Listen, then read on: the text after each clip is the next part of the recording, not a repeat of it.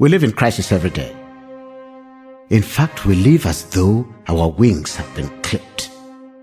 We grumble. We procrastinate. We complain.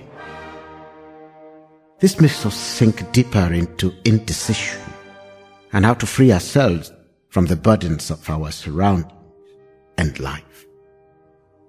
We stay in the muddy pits of our lives, some of which are self-pity, self-defeat, guilt, and shame, because we missed some glaring opportunities by making wrong choices.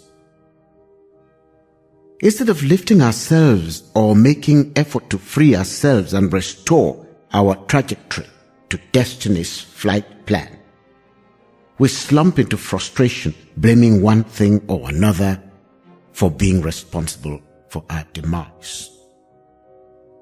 We cannot soar when we are too busy wallowing in self-pity and blame shifting. Failure, we know, is part of life. Each person operates with a margin of error.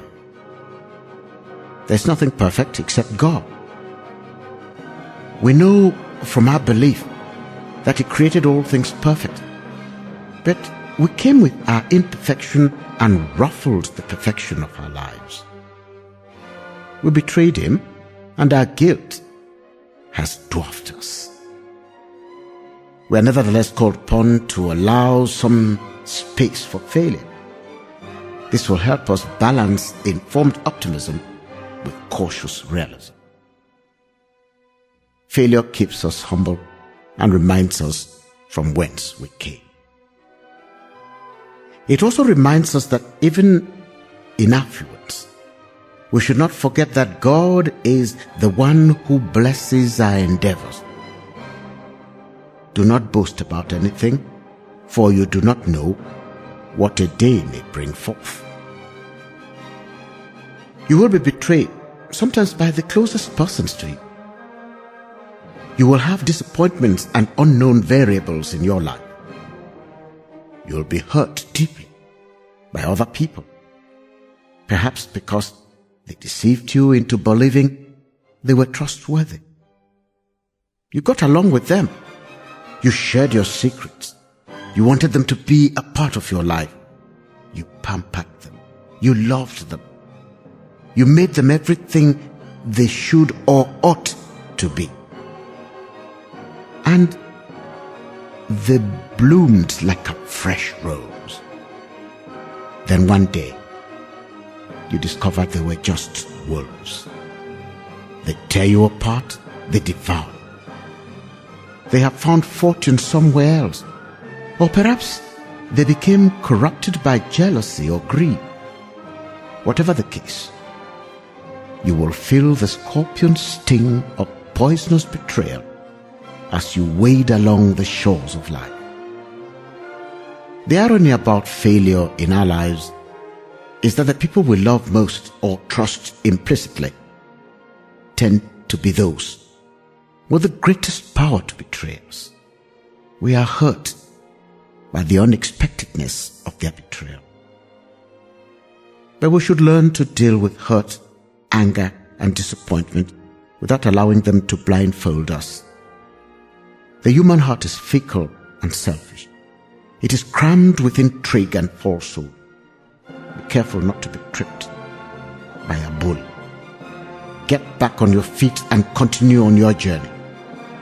You will feel a little sore and bruised, but remember the scabs heal, and you should get stronger when you survive the fall. You should learn from the circumstances and stay close to your God. Don't stay clapped. You have gifts and potential to soar to the highest heights. Don't be a loser.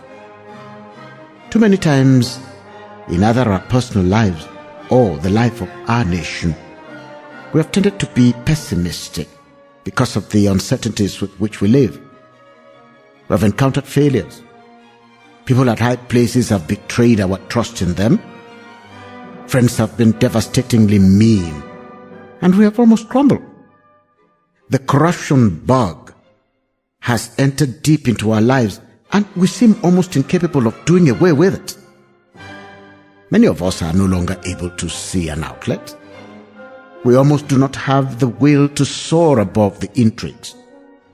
We have accepted our fate and seem to live comfortably with it.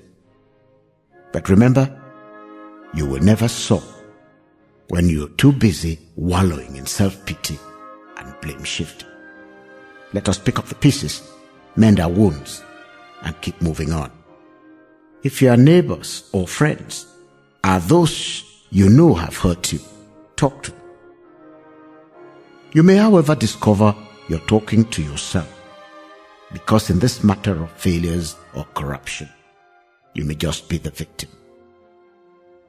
Hold then to your fortress and keep moving on.